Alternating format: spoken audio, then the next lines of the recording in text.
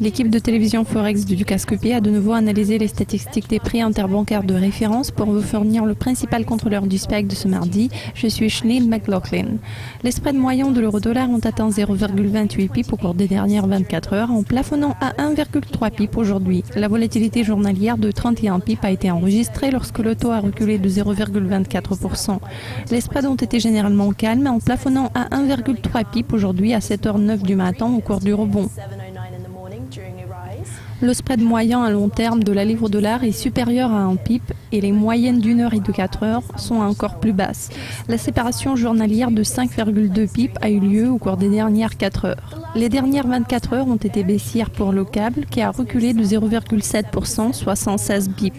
Les spreads ont été plus élevés que d'habitude à 8h30 du matin aujourd'hui lors de la publication du PMI de la construction britannique.